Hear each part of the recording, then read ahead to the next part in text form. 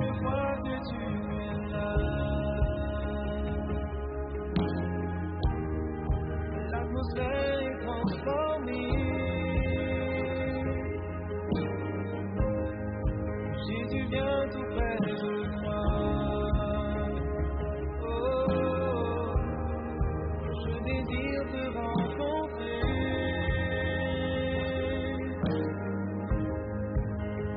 Remplis Seigneur de ta présence. Remplis mon cœur de ton amour. Remplis ma vie de ta splendeur. Je veux voir ta face. Je veux voir ta face. Remplis Seigneur de ta présence. Remplis mon cœur de ton amour. Remplis ma vie de ta splendeur. Je veux voir ta face. Je veux voir ta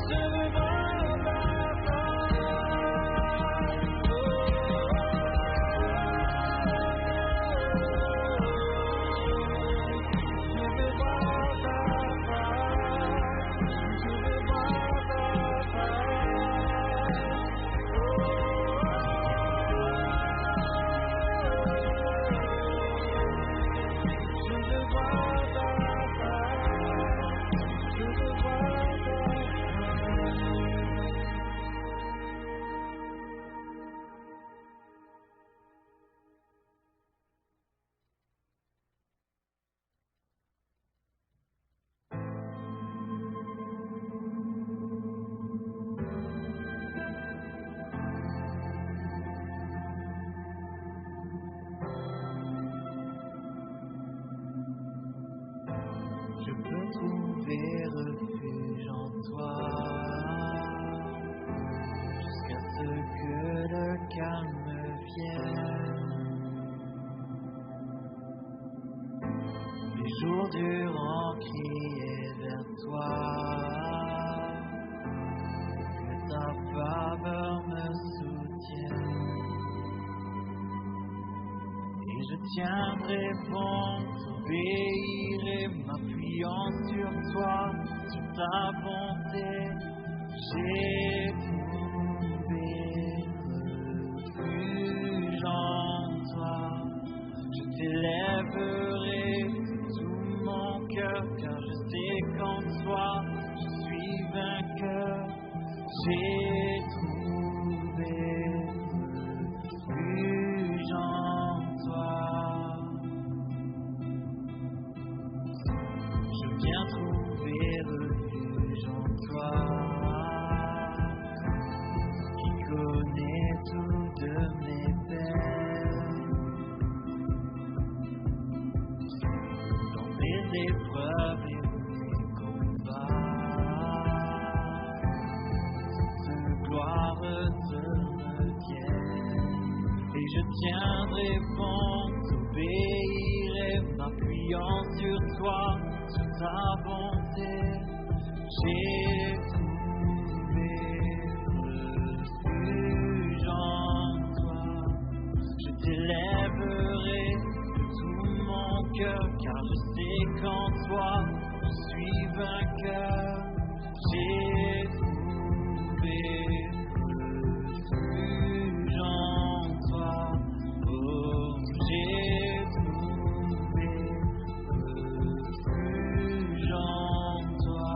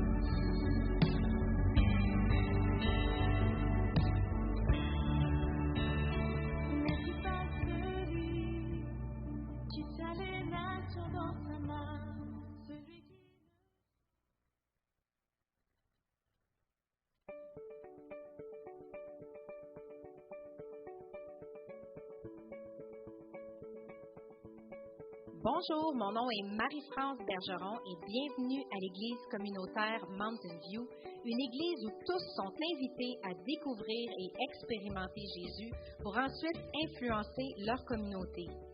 Pour ceux de vous qui sont nos invités pour une première fois, sachez que nous sommes un groupe de croyants passionnés par une foi en Jésus.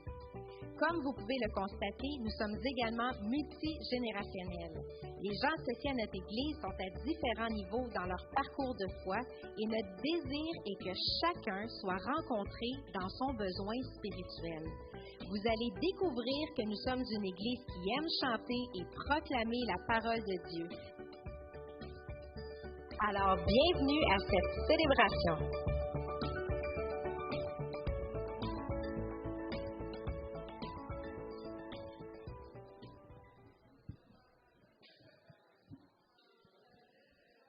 Alors, bonjour tout le monde et bienvenue à l'église communautaire Mountain View. Comme notre introduction virtuelle nous a dit, on vous invite à prendre vos places.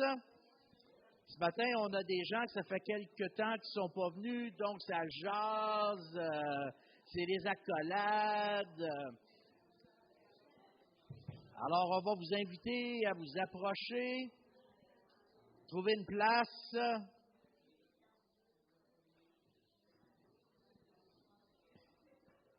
Excellent. Et si vous êtes prêts, on va débuter avec un mot de prière et ensuite on va laisser la place à l'équipe de louange.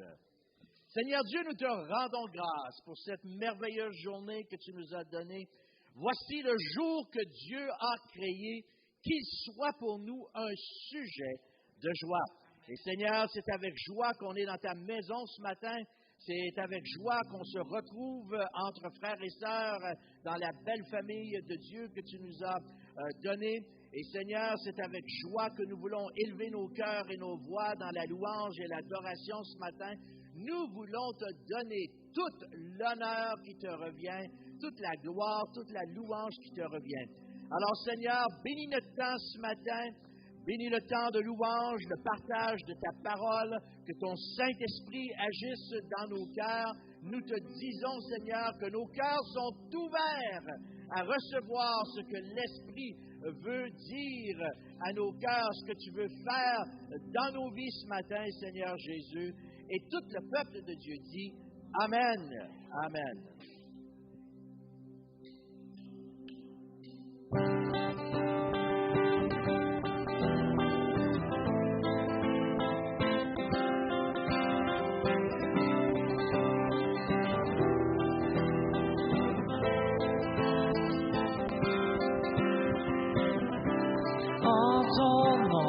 Nous avons trouvé la vie éternelle. Par ta grâce, tu nous fais connaître ta liberté.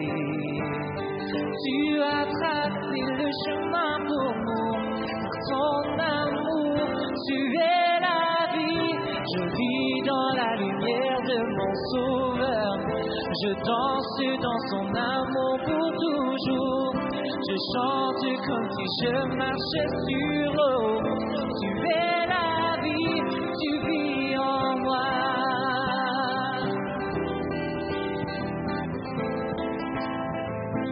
Chantons sous un ciel gris, sous un ciel gris, la lumière jaillit de mille couleurs vives. Par ta vie, où tu nous conduis, que toute la terre voit. Tu as tracé le chemin pour nous, par ton amour, tu es la vie. Je vis dans la lumière de mon Sauveur, je danse dans son amour pour toujours. Je chante comme si je marchais sur l'eau. Tu es la vie, tu vis en moi. Je vis dans la lumière de mon Sauveur. Je danse dans son amour pour toujours. Je chante comme si je marchais sur l'eau. Tu es la vie, tu vis en moi. Tu es la vie, tu vis en moi. Chantons, je donne ma vie pour te suivre. Je donne ma vie pour te suivre. Car ton amour seul me suffit. Tu es la vie. Tu es la vie. Tu vis en moi. Je vis dans la lumière de mon Sauveur. Je danse dans son amour pour toujours. Je chante comme si je marchais sur l'eau. Tu es la vie, tu vis encore une fois. Je vis dans la lumière de mon Sauveur. Je danse dans son amour pour toujours. Je chante comme si je marchais sur l'eau. Tu es la vie, tu vis en moi. Tu es la vie, tu vis en moi. Pour que ce monde puisse voir, pour que ce monde puisse voir ta grâce, pour que ce monde puisse voir que tu es Dieu, à jamais sois élevé. Celui qui tient tout l'univers et chaque cœur qui bat sur toute la terre. Jésus, sois élevé. Tu es la vie, je vis dans la lumière de mon Sauveur.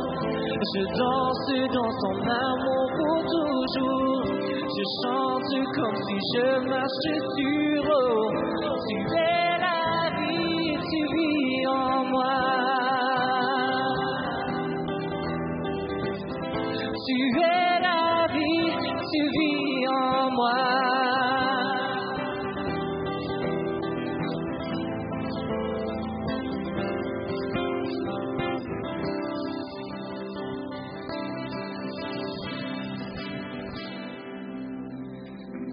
Donc, bonjour, bienvenue à l'église communautaire Mountain View. C'est le fun de vous voir ce matin. C'est vrai qu'il commence à faire froid, mais nous, on danse, on chante dans sa présence, on passe un bon temps, puis lui nous réchauffe ce matin. On est correct?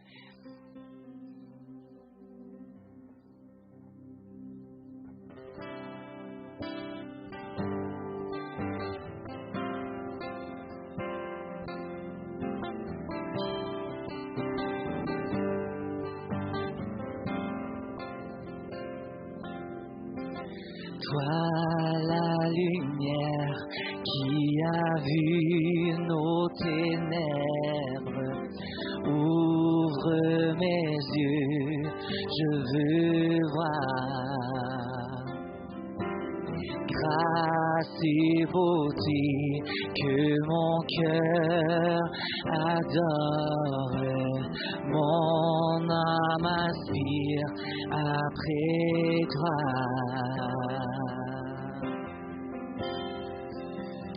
Oui, je te célèbre et je me prosterne. Je veux proclamer ta majesté. En toi tout n'est que grâce, tout est admirable. Dieu, tu es si bon et grand pour moi.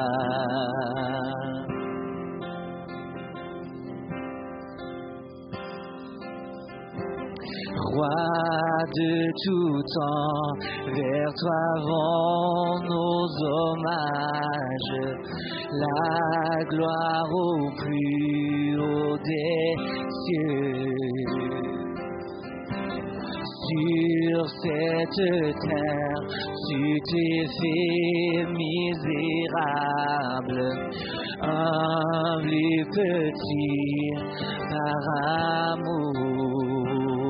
Chantons tous ensemble. Oui, je te célèbre. Oui, je te célèbre. Et je me prosterne, je veux proclamer ta majesté. En toi tout n'est que grâce, tout est admirable. Dieu, tu es si bon et grand pour moi. Je ne saurais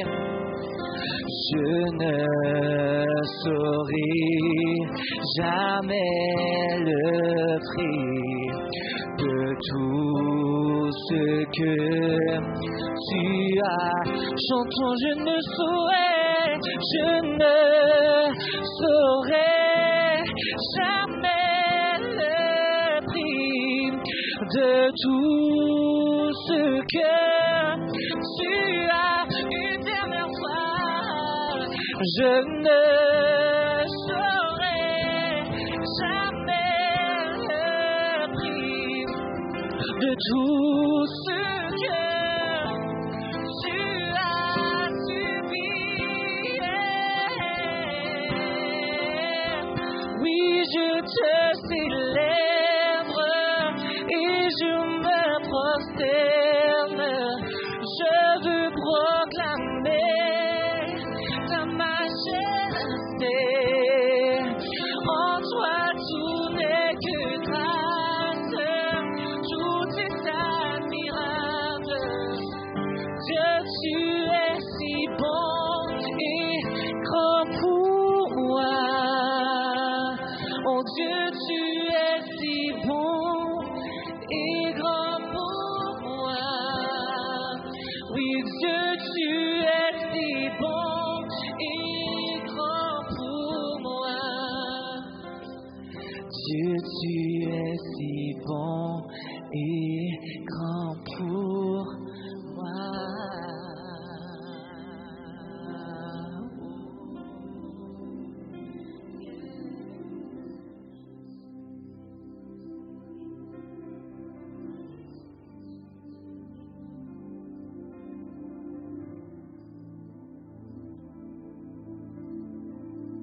Dieu, tu es si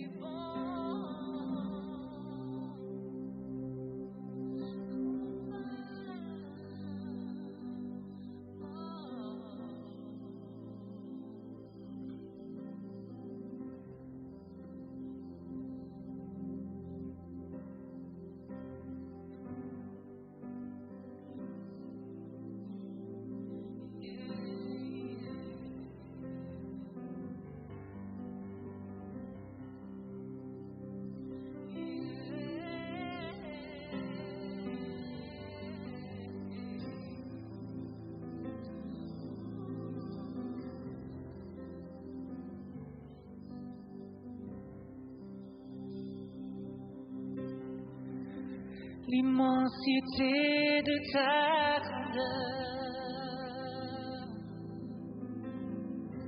me montre que je ne suis rien. Mais quand tu vas sonner la terre, j'étais déjà près de ton cœur. Tu m'aimais avant que je sois, et pour moi tu as tout donné. Toi seul pouvais me libérer. C'est pourquoi je veux t'adorer. Toi seul est digne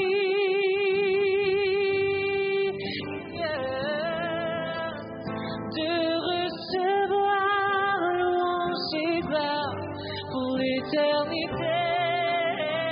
Toi seul est digne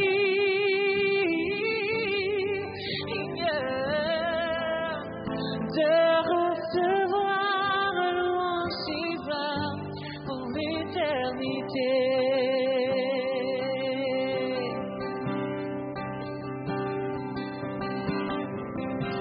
Dans ta présence, je me tiens, car tu as ce dont j'ai besoin. Oh, la joie, la vie, le bonheur sont dans tes parfums ouverts. Toi seul es digne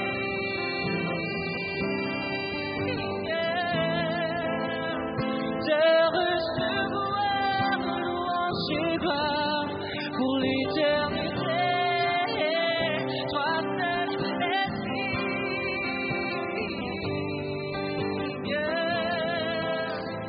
de recevoir louange et gloire pour l'éternité.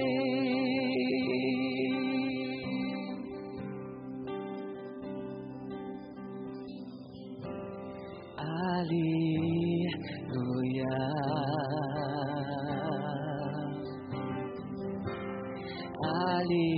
Alléluia.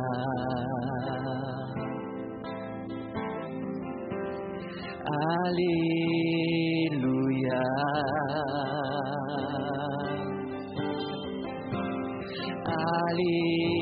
Alléluia.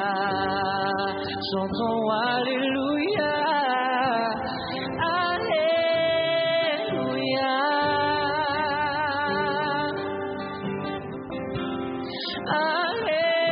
Alléluia.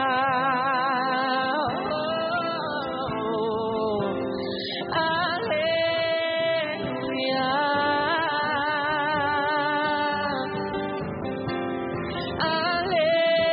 Alléluia.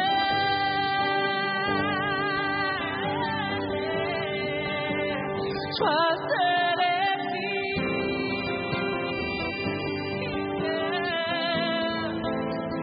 de recevoir louange et gloire pour l'éternité. Toi seul es digne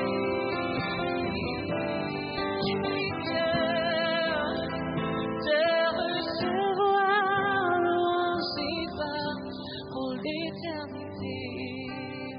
Toi seul es digne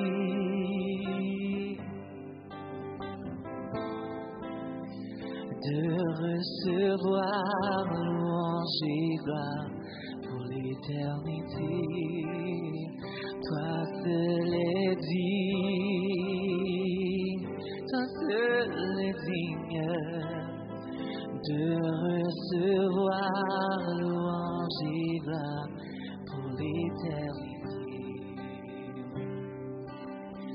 Pour t'adorer, je vis. Pour t'adorer, je vis. Pour t'adorer.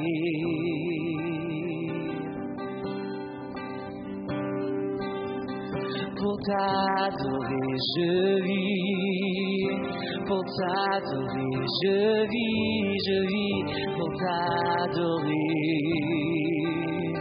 Déclare-le, peu importe où tu es, déclare-le. Pour t'adorer, je vis. Pour t'adorer, je vis. Pour t'adorer.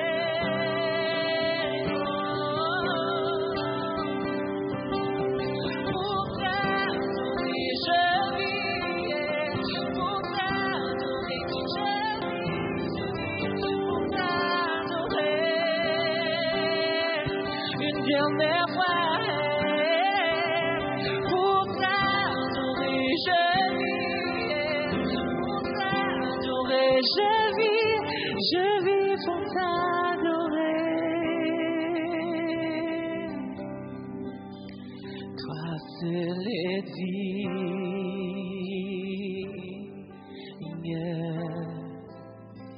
de recevoir louange et gloire pour l'éternité. Toi seul es digne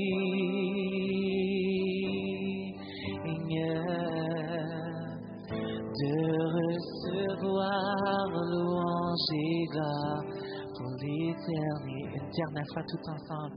Toi seul es digne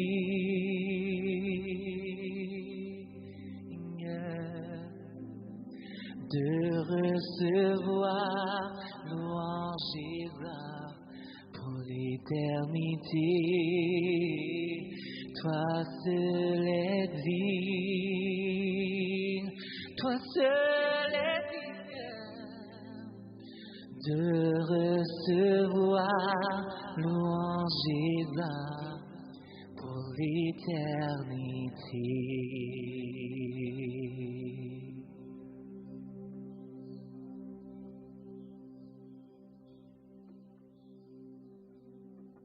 Seigneur, comme nous avons dit au tout début, à toi appartient l'honneur, la gloire, la louange. Et nos cœurs ce matin sont sensibles à ton esprit. Nos cœurs sont reconnaissants pour ta bonté à notre égard. Nos cœurs sont remplis d'amour à cause de l'œuvre que toi tu as faite dans nos vies. À toi, honneur et gloire pour l'éternité. Amen. Amen. Amen. Je vous invite à prendre place. Et ce matin, c'est moi qui ai le privilège de vous présenter notre invité. Il y a quelques semaines, j'étais à Sherbrooke et le samedi, mon petit-fils a invité un de ses amis pour venir, venir coucher le vendredi soir. Et le samedi matin, ils étaient dans la salle de musique en train de faire de la louange. Et je lui ai dit, moi là, je viens d'avoir un flash. En anglais, on dit « a flash from the past ». Je viens d'avoir des images du passé. J'ai dit, parce que ton père faisait la même chose à Otterburn Park avec le groupe de musique. Il y avait des rassemblements comme ça le vendredi soir après la réunion. Souvent le samedi aussi, les jeunes se rassemblaient. Et je lui ai fait la remarque, tous les jeunes qui ont fait partie du groupe de jeunesse, qui faisaient de la musique ensemble, aujourd'hui, suivent tous le Seigneur. Merveilleux, ça. Il y a quelque chose quand que des enfants ou des adolescents développent un goût pour faire de la musique. Des fois, c'est juste pour faire de la musique, mais à un moment donné, tu fais de la musique, puis tu fais de la musique avec de la musique de louange. Il y a d'autres choses qui se passent également. Et combien de personnes ont débuté leur ministère? Ce groupe de jeunesse-là, c'est ça qui a débuté le groupe de jeunesse à l'Église ici à l'époque. Et comme je dis, tous les jeunes qui faisaient partie de ce groupe-là, aujourd'hui, servent le Seigneur. Et notre invité ce matin, c'est une personne qui, justement, a commencé à faire de la louange dans son Église en tant qu'adolescent. Et Philippe et son frère Étienne conduisaient la louange à l'Église. Ils ont continué au travers des années et Étienne et Philippe servent encore le Seigneur. Et ce matin, eh bien, c'est un plaisir pour nous d'inviter Philippe à venir partager avec nous la parole.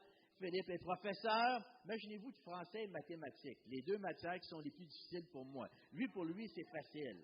Alors, c'est un prof dans un secondaire et lui et Sarah font la louange dans leur église. Alors, ils viennent tous les mois ici et c'est une joie de pouvoir les accueillir. Et ce matin, non seulement est-ce que Philippe a participé à la louange, mais il va participer en partageant également avec nous ce que le Seigneur lui a mis à cœur. Sans plus tarder, Philippe, viens partager avec nous la parole de Dieu. Merci, Pierre.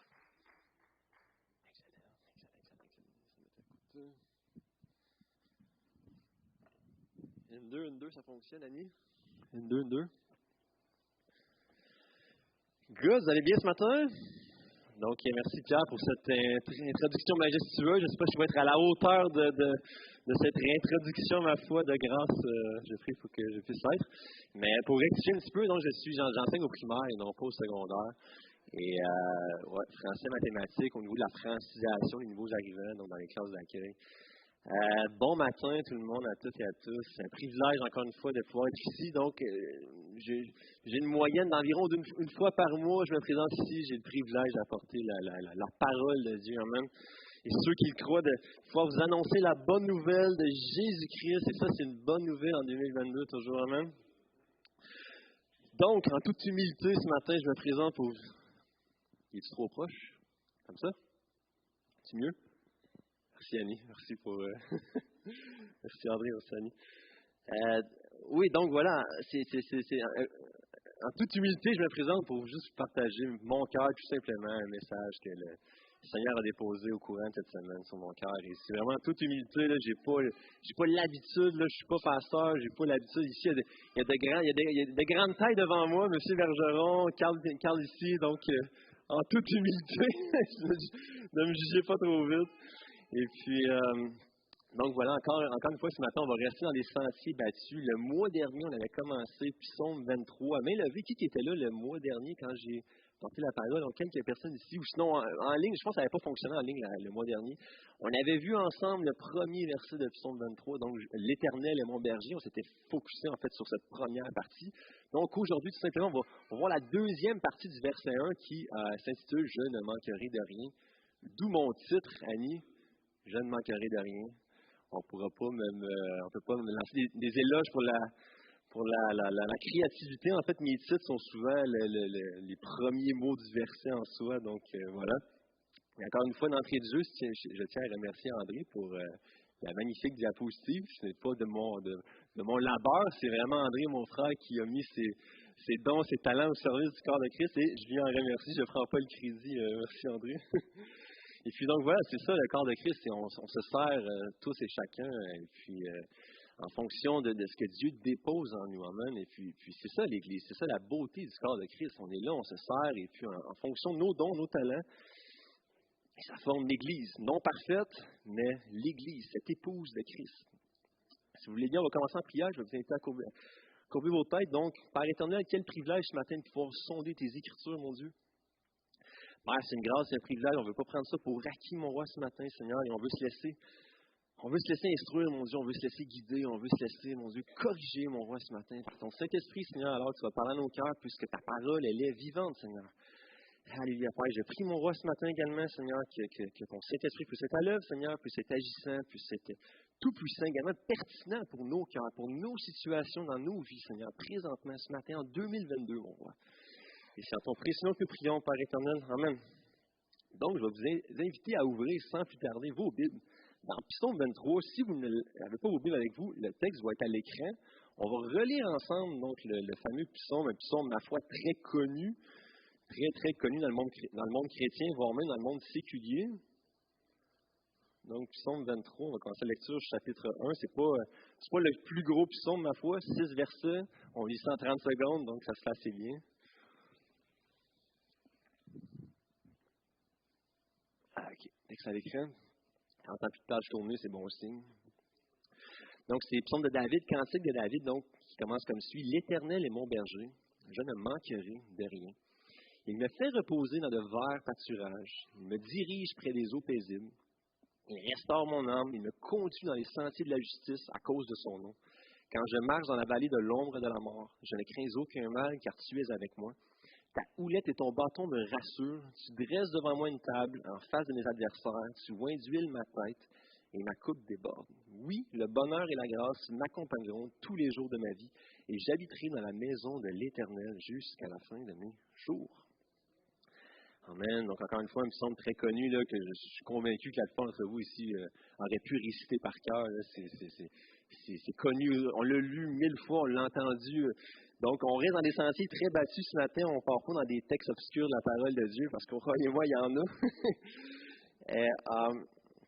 Mais d'entrée de jeu, je sais qu'on a fait une grosse mise en contexte le mois dernier, mais on va quand même remettre la table, là, on va se remettre en contexte en fait. Donc, psaume de David, on n'a pas nécessairement d'indice à savoir c'est quand est-ce que David aurait écrit ce fameux psaume-là, mais en lisant plusieurs commentateurs cette semaine, j'ai pu en comprendre que c'était davantage, du moins, qu'il y avait une tangente qui pointait vers la fin de sa vie. Okay? Et la raison, c'est la suivante.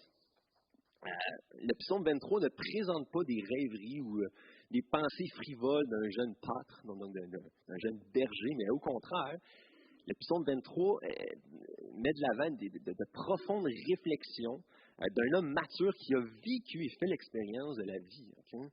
Donc, c'est ça, il ne pense pas, du moins, que David aurait écrit ça dans le début de sa vie avant qu'il ait accédé à la couronne. On pense davantage que David aurait écrit ça à la fin de sa vie. Et pour moi, c'est un exemple extraordinaire. Un homme de foi, à la fin de sa vie, tu arrives à la fin de ta vie, tu peux encore t'exprimer, l'Éternel est mon berger. je ne manquerai de rien.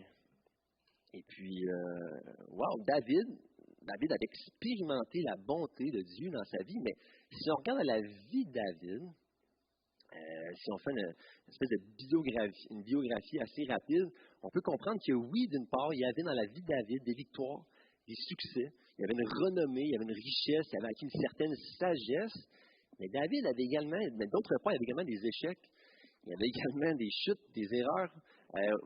Avant qu'il accède à la couronne, on se rappelle, David était fugitif, il fuyait du roi Saül parce que Dieu avait enlevé la faveur de Saül et Saül comprenait que maintenant ça allait être David le nouveau roi, donc c'était comme une jalousie montante dans le cœur de Saül, il voulait tuer David, donc David a été fugitif une partie de sa vie, alors qu'il accédait au trône, par la suite ses enfants, son fils Absalom, qui voulait goûter au pouvoir, il a essayé de mettre de l'avant une insurrection pour prendre le pouvoir de son père, donc encore une fois, David est encore une fois fugitif, famille dysfonctionnelle, David, ma foi. Si on regarde dans les Écritures, en 1er, 2e Samuel, sa fille qui s'est faite violer par son frère, puis ça, j'ai écrit son nom, sa fille Tamar qui s'est fait violer par son frère Amnon, qui lui-même a été vengé par son beau-frère Absalom. On regarde à ça, on se dit, aïe, aïe, le gars, à la fin de sa vie, peut toujours s'exprimer, l'Éternel est mon berger, je ne manquerai de rien. Quel exemple de foi. Je veux avoir cette même grâce qu'il y a eu sur David dans ma vie. J'ai aucune éloge à dire je suis le Seigneur, non, c'est sa grâce sur ma vie qui fait en sorte que je peux continuer, puis je perdure, puis je prie que cette grâce-là puisse perdurer jusqu'à la fin de mes jours, afin que, tout comme David, le roi David, je puisse m'exprimer ainsi, l'Éternel est toujours mon berger. Okay? Il est mon berger aujourd'hui, mais je veux également qu'il soit à la fin de mes jours. Amen. Et ça, c'est peu importe les circonstances. Et on en comprend que si David en est venu à s'exprimer ici, c'est parce qu'il n'y avait pas une foi. Sa foi n'était pas basée sur les circonstances. Ce n'est pas une foi circonstancielle, mais bien personnelle avec son berger. Okay? Si sa foi aurait été sur les circonstances, je viens de vous énumérer quelques éléments de sa vie, ça n'aurait vraiment pas bien été. Là. Je veux dire, regardez ses enfants, sa famille, le contexte, il était fugitif à plus de 2 reprises dans sa vie. Ça n'allait pas nécessairement bien au niveau des circonstances dans la vie de David.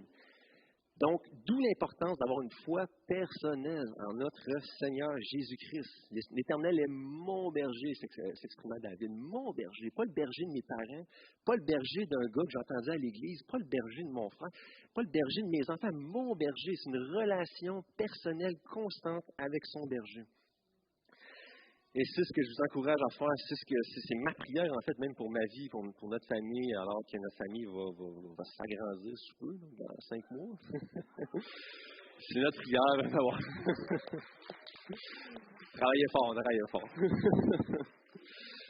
Mais voilà, je vous invite à tourner ensemble maintenant dans 2 Timothée. Gardez un doigt dans le psaume 23, c'est le passage du jour, donc, dans 2 Timothée.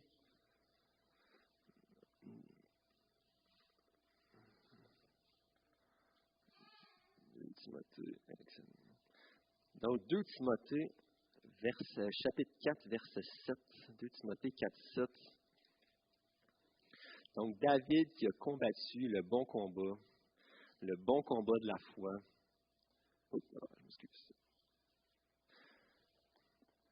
Donc, en 2 Timothée 4, 7, on peut lire, il est à l'écran aussi là, pour ceux et celles qui n'ont pas leur Bible. 2 Timothée 4, 7, c'est Timothée qui parle, donc j'ai combattu le bon combat, j'ai achevé la course, j'ai gardé la foi. Désormais, la couronne de justice m'est réservée. Le Seigneur, le juste juge, me la donnera dans ce jour-là, et non seulement à moi, mais encore à tous ceux et celles qui auront aimé son avènement. Donc David a combattu le bon combat, a achevé sa course, et avec bravoure, ma foi. C'est un petit peu comme je disais tantôt, c'est pas en fonction des circonstances, mais c'est en fonction de ta foi personnelle. David a combattu le bon combat. Et j'espère que c'est votre prière également de finir ainsi. Finir les yeux fixés sur notre Sauveur, les yeux fixés vers l'Éternel, vers notre bon berger. Amen. Donc maintenant, toujours dans une mise en contexte, encore une fois, du psaume 23, on peut trouver dans le verset premier, le personnage principal du psaume 23. Le psaume 23 met l'accent sur Dieu. Le personnage principal du psaume 23, c'est Dieu. C'est pas David, c'est pas les brebis, c'est Dieu. Ce qui fait en sorte, là, pour utiliser des mots compliqués, là, ce qui fait en sorte que le psaume 23 est théocentrique. Okay? Théo, Dieu, centrique.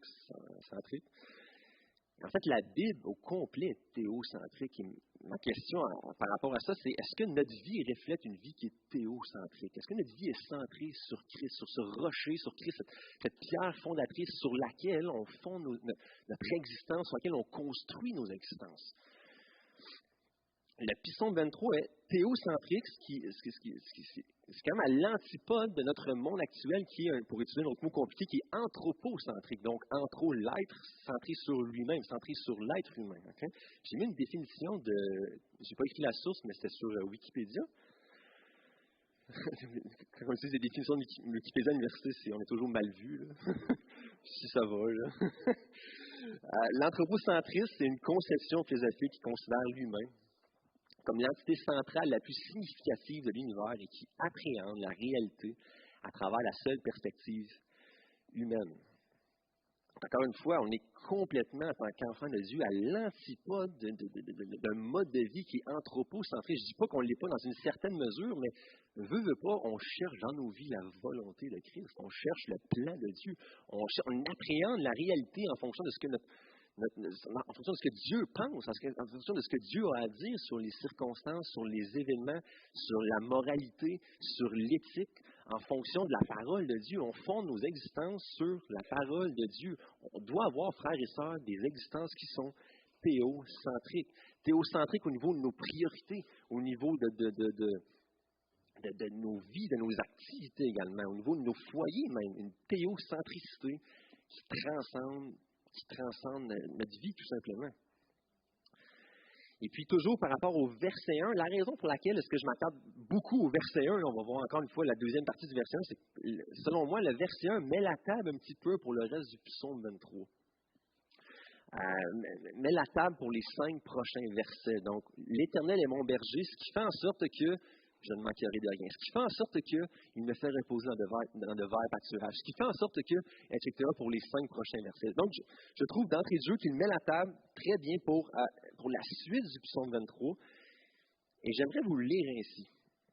Donc, l'Éternel est mon berger, ce n'est pas à l'écran. Mais l'Éternel est mon berger, donc c'est une relation. Je ne manquerai de rien, c'est la providence de Dieu. Et il me fait reposer dans de verts pâturages, c'est du repos.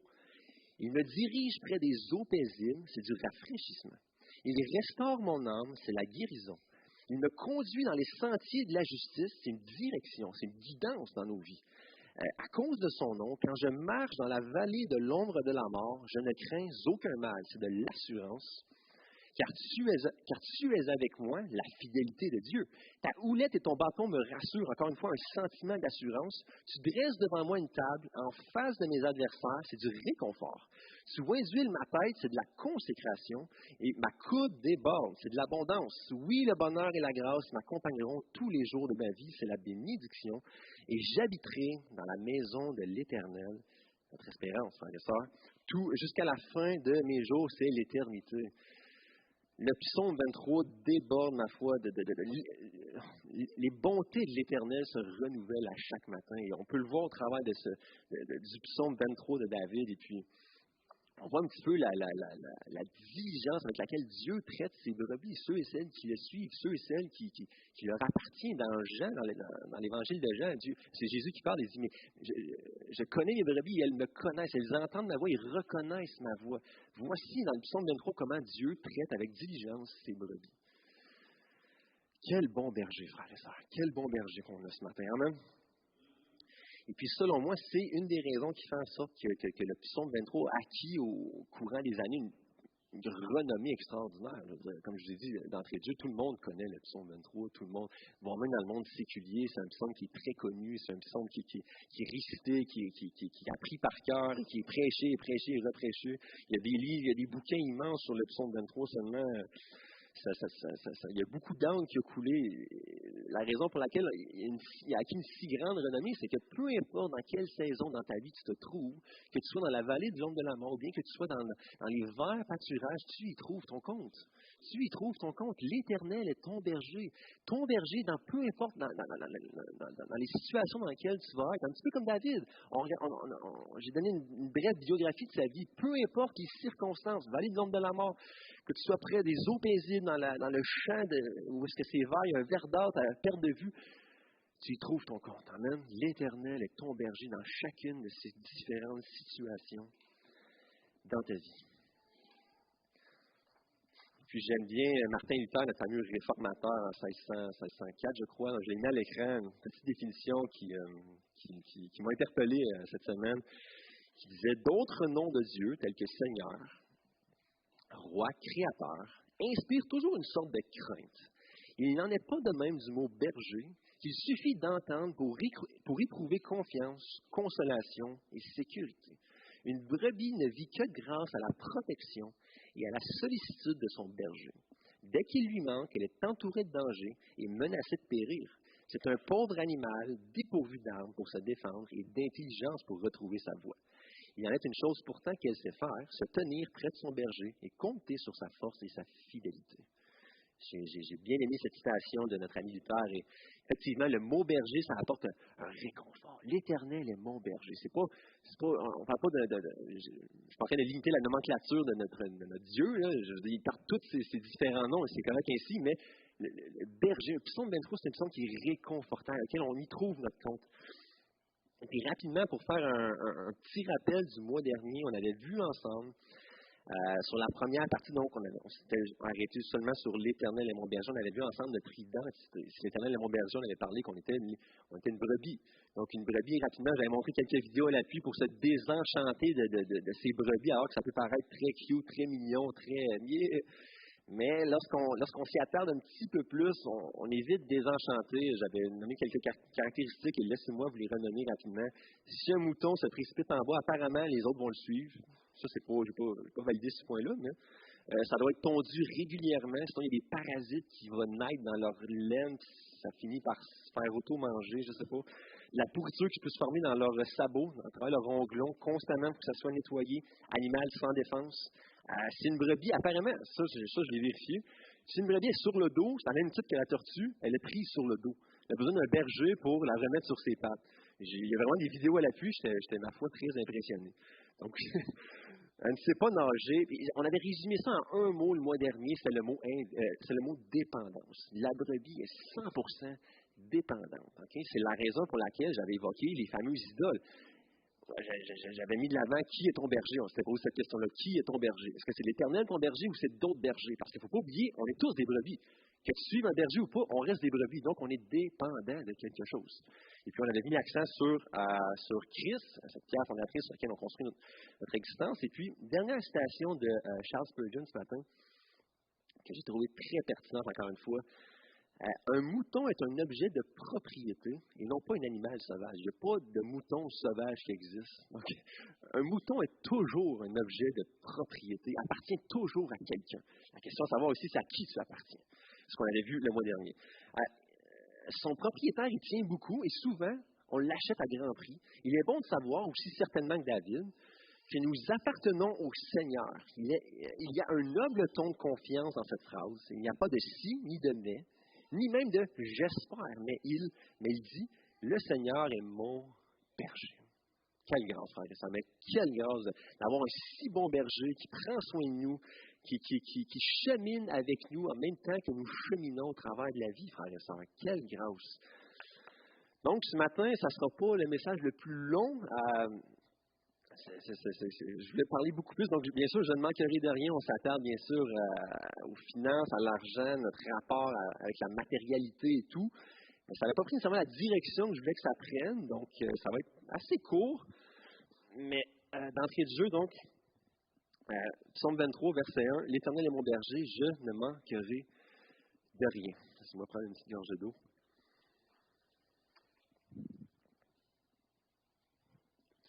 Le psalmiste déclare la victoire sur un des sentiments les plus présents dans l'être humain depuis qu'on est tout bébé, le manque. Le psalmiste déclare la victoire. Je ne manquerai de rien. Et si alors David, alors qu'il a déclaré ça avec foi, il y a environ 3000 ans, je ne manquerai de rien, à quel point c'est encore plus pour nous une parole de foi de dire en 2022, je ne manquerai de rien. En 2022, alors que le Québec, on est en grosse campagne électorale, il y a 5 partis qui essaient de courtiser leur électorat et tout, ça brasse. On voit un petit peu les enjeux si vous regardez le débat des chiffres, on voit les différents enjeux. Une inflation qui bat son record. Une inflation, tout coûte trop cher présentement. Guerre en Ukraine qui fait monter des prix, c'est phénoménal. Crise du logement, bonne chance pour vous loger. Pénurie d'employés, pénurie d'enseignants. Je suis en enseignement et honnêtement, c'est pas nécessairement beau là, de voir toutes les classes avec du monde pas qualifié qui.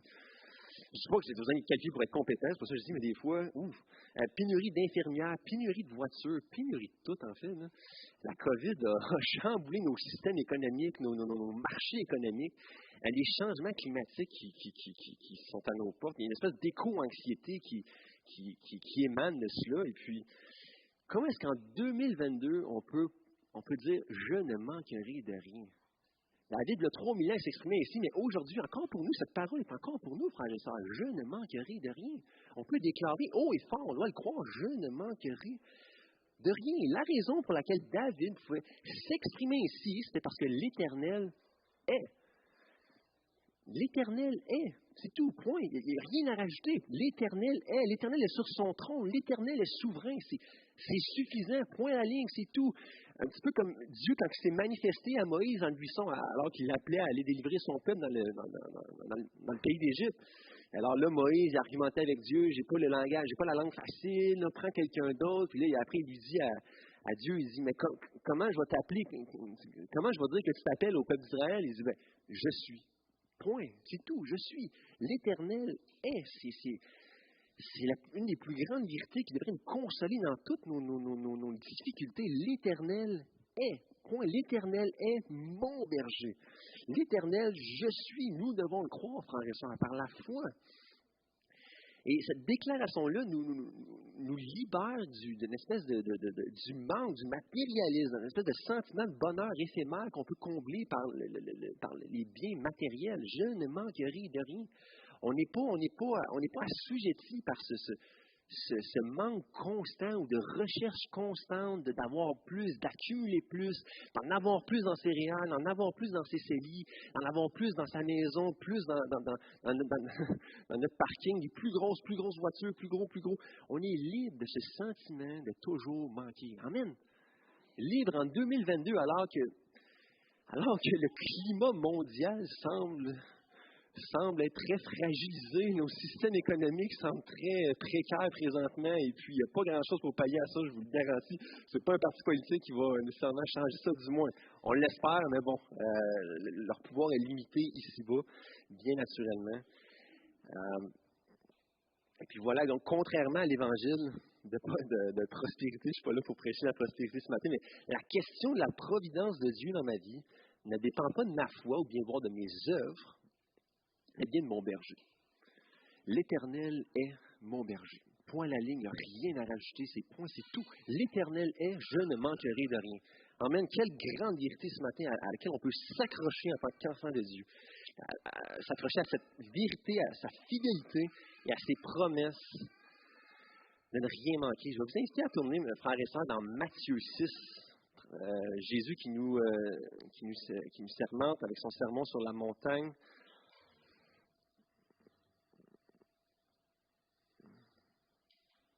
Donc, l'Évangile de Matthieu.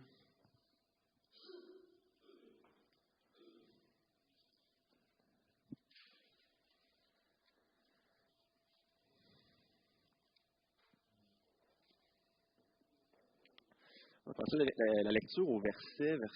On va commencer d'abord par le verset 19. Donc, c'est Jésus qui parle un petit peu dans le contexte de manquer de rien, par rapport aux possessions matérielles et tout. Donc, Jésus qui enseigne son sermon sur la montagne, tout le monde y est. Donc, Matthieu 6, verset 19, Jésus qui parle, il dit « Ne vous amassez pas de trésors sur la terre, où la teigne et la rouille détruisent, et où les voleurs percent et dérobent. Mais amassez-vous des trésors dans le ciel, où la teigne et la rouille ne détruisent point et où les voleurs ne percent ni le dérobent. Car là où est ton trésor, là aussi sera ton cœur. Maintenant, on va sauter au verset 24, donc de 24 à 33. Donc, c'est une lecture plus volumineuse, mais commence ainsi. Donc, nul ne peut servir 2 maîtres, car ou il haïra l'un, ou aimera l'autre, ou il s'attachera à l'un et méprisera l'autre. Vous ne pouvez servir Dieu et Mammon.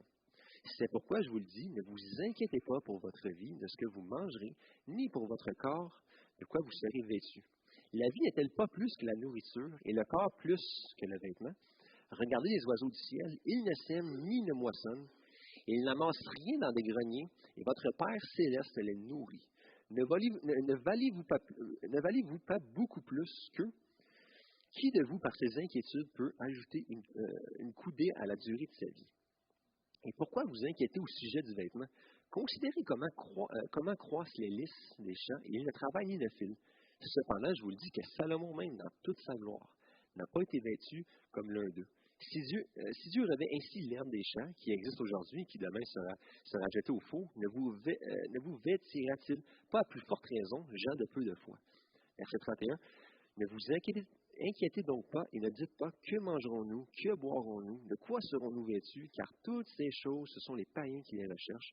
Votre Père céleste sait que vous en avez besoin. Cherchez premièrement le royaume de Dieu et la justice de Dieu, et toutes ces choses vous seront données par-dessus tout.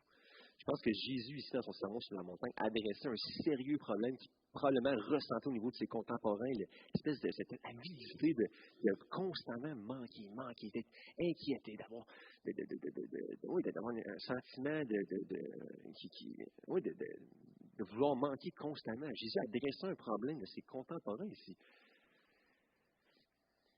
Et puis la solution qui nous est proposée, c'est chercher, qui peut paraître ma foi très contre-intuitive, là, frères et sœurs, par la foi, là, mais cherchez d'abord le royaume de Dieu et toutes ces choses, et sa justice, et toutes choses vous seront données par-dessus tout. Voici la solution au manque. Voici la solution à ce sentiment de constamment de vouloir posséder plus. Cherchez d'abord. Donc, c'est un réalignement au niveau de notre cœur, des priorités dans lesquelles on vit notre vie. Donc, un réalignement de priorités. Cherchez d'abord le royaume de Dieu et sa justice et toutes ces choses. Le vêtement, la nourriture, tout ça, là, inquiète-toi pas, ça va t'être donné. Regarde les oiseaux, ils sèment, ils ne moissonnent, puis ils ont de la bouffe en masse. On regarde les fleurs des champs, ils ont de la bouffe, ils sont mieux habillés alors que Salomon, dans son règne glorieux et tout. Cherchez d'abord le royaume de Dieu. Cherchez d'abord à connaître votre berger. Cherchez d'abord à connaître le Saint-Esprit. Cherchez à être l'Église de Jésus-Christ. Cherchez à grandir en Christ. Cherchez à vouloir faire connaître son royaume également. Cherchez à marcher par l'Esprit. Et toutes ces choses vous seront données par-dessus tout. Amen, frères et sœurs. Je ne manquerai de rien. Amen. On peut déclarer avec foi, mais on doit, un petit peu comme Jésus nous donne cette solution dans Matthieu 6, aligner notre cœur avec ses priorités. Okay? Cherchez d'abord le royaume et la justice de Dieu. Donc ensuite, si on prend le temps de s'attarder un petit peu plus à l'étymologie du mot manquer, qui est le mot qui se prononce, j'ai pas fait de cours d'hébreu à l'IBQ, ça n'a pas fait partie de mon curriculum biblique, mais c'est le mot, excusez mon prononciation, kasha, bon, qui veut dire donc manquer de, être sans, diminuer, avoir des besoins, mais généralement traduit par diminuer, manquer, besoin, inférieur, privé, faire défaut, enlever. C'est intéressant de noter que le mot manquer en hébreu n'inclut pas le fait de désirer. Okay? Donc, je ne manquerai de rien ne veut pas dire que tu ne désires rien. Okay? On a tous un cœur rebelle à Christ, trop enclin, voire même à vouloir s'éloigner, à vouloir faire marche seule, anthropocentrique, moi, que parfois, peut-être, effectivement, on va probablement, on va. Okay? On vit tous, on est tous des occidentaux, on achète trop, on consomme trop, on mange trop. Okay? Voici le problème des occidentaux en 2022, on vit trop dans l'abondance. Donc, c'est pas est-ce qu'on va désirer. Effectivement, donc, nous emmener à parfois désirer des choses qui ne sont pas nécessairement selon la volonté de Dieu, mais le remède, encore une fois, dans toute simplicité, Matthieu 6, cherchez d'abord le royaume et la justice de Dieu, et toutes choses vous seront par-dessus tout. Vous seront donnés par-dessus tout. J'ai une dernière citation, je crois que c'est la dernière. Charles Spurgeon, encore une fois. On a, à l'écran, je crois, Annie. Elle n'est pas là? Ah, bon, parfait. Je vais la dire alors. C'est Charles Spurgeon, ça a été traduit de l'anglais, donc c'est très paraphrasé. Mon anglais est très limité, mais on ne pleure pas quand on rend une chose que l'on a empruntée, car on a toujours su qu'elle ne nous appartenait pas et qu'un jour, on devrait la remettre. Tout ce que nous sommes et tout ce que nous possédons appartient à Jésus. Alors pourquoi s'inquiéter pour son avenir ou de ce que je devrais perdre ou de ce qui devrait m'arriver, car rien ne nous appartient. Nous sommes que de simples gestionnaire. Okay? On va tourner ensemble dans AG. C'est un peu plus dur à trouver, un petit prophète. Dans les petits prophètes, en fait, on va tourner ensemble, sinon il est à l'écran. Même moi, ça se peut. Si je ne le trouve pas, il est à l'écran. C'est pas un très gros livre. Il y a seulement 2 chapitres, donc c'est facile à outrepasser AG. Donc, AG, chapitre 2, verset 8. C'est Dieu qui parle. Donc, l'argent est à moi et l'or est à moi, dit l'Éternel des armées. Tout appartient à Dieu. Tout. Peu importe le nombre de chiffres que j'ai à mon compte de banque, le nombre de zéros, tout appartient à Dieu. Tout appartient à Dieu. Je ne manquerai de rien. Une déclaration de foi également comprenant le paradigme du fait que tout appartient à Dieu. Je ne suis que gestionnaire. Que gestionnaire de ce que le bon berger va bien vouloir m'accorder durant ma vie. Nous ne sommes pas des résidents permanents sur cette terre, mais davantage des résidents temporaires. Je trouve ça drôle le parallèle avec l'immigration, c'est un gros enjeu dans la campagne électorale. Donc, on n'est pas des résidents permanents, frères et sœurs, des résidents temporaires. C'est important de garder les yeux fixés sur cette vérité en attente du retour de l'époux Christ. Puis j'ai une petite illustration. Moi et ma femme, on s'est acheté une maison récemment. On emménage justement la semaine prochaine. Et puis, c'est une maison neuve. C'est pas une très grosse maison. On s'est éloigné beaucoup pour avoir un prix décent, là. Mais c'est dans notre budget. Le Seigneur a pourvu pour une maison neuve. Je pensais jamais m'acheter une maison neuve dans toute ma vie. Ben, avec les surenchères et tout, c'était difficile. Donc, la maison neuve, il n'y avait pas de surenchère. On s'était mis sur une liste d'attente des années. Et puis, en tout cas, le Seigneur a ouvert la porte. Et puis, ce qui est excitant avec ça, une maison neuve, je n'avais jamais expérimenté ça, c'est qu'on choisit tout. On choisit notre cuisine, nos armoires, nos planchers, la couleur de nos murs, notre escalier. Tu choisis toutes les poignées. C'est excitant, tu choisis tout, tu la personnalises comme on l'aimerait. Fait qu'on choisit tout ça, et alors que le projet se concrétisait de semaine en semaine, il y a une espèce d'arbre qui naissait dans notre cœur, ça devient de plus en plus excitant de finalement aller vivre dans notre maison dans laquelle on s'est choisi tous les matériaux. Et puis, le Seigneur m'avait mis cette pensée alors qu'on était tellement excités. Il m'a donné cette pensée un matin, il m'avait dit, Philippe, t'es-tu autant excité? T'as-tu une si grande hâte également pour la maison que moi je te prépare, ta maison céleste, ta maison éternelle. Alors que on est excités, on veut emménager, on veut vivre finalement dans notre chez-nous, dans notre chez-soi, préparer la chambre du bébé. Attends, est-ce que tu es autant excité de la maison que je te prépare, cette maison qui va être personnalisée également, cette maison du bon Père qui nous prépare, alors qu'on était tellement excités sur une maison qui était éphémère, temporaire et non éternelle. Est-ce qu'on est autant excités, frères et sœurs, pour cette maison éternelle, cette maison que notre bon berger nous prépare? C'était une réflexion, en fait, qui m'a donnée, et puis ça m'avait permis de remettre les choses en perspective. J'ai partagé ma pensée à ça, je vois peut-être nos yeux sont où? Où est-ce qu'ils sont nos priorités? Nos yeux sont vraiment, Seigneur, fais-nous grâce d'avoir nos yeux constamment fixés sur toi. Donc, mon but ici-bas sur Terre n'est pas d'accumuler une espèce de patrimoine financier ou d'avoir un legs pour nos enfants. Non, Dieu va pourvoir. Je ne manquerai de rien. Si on regarde des personnages bibliques qui ont vécu avec beaucoup moins que David, mais pourtant n'ont rien manqué. Et puis, je me... Non, un petit peu plus tard. Excusez. Petite gorgée d'eau.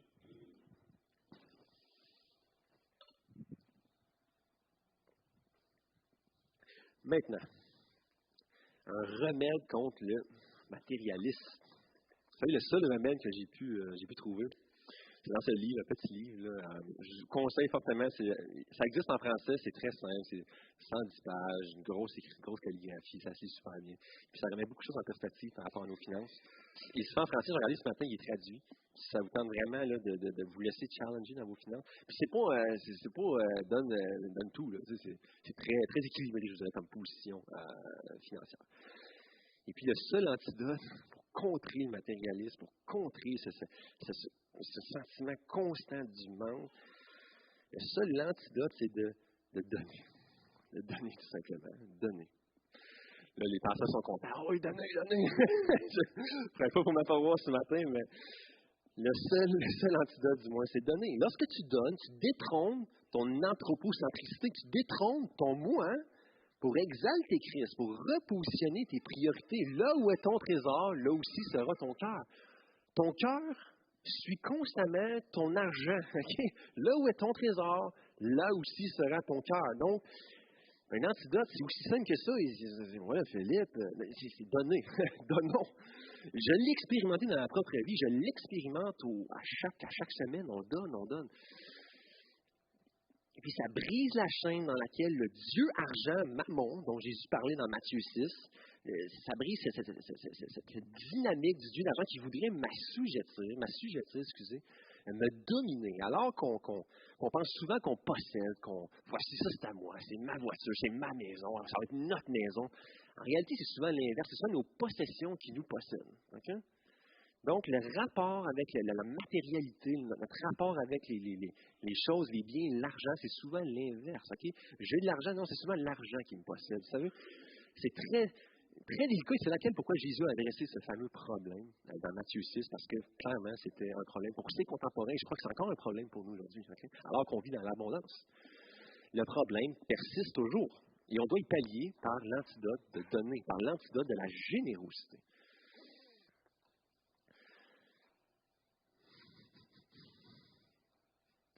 J'ai mis en note le voyage du pèlerin, les pèlerins, pour ceux qui ont vu, mais les pèlerins voyagent légers. Je trouvais ça me parlait. Les pèlerins voyagent toujours légers.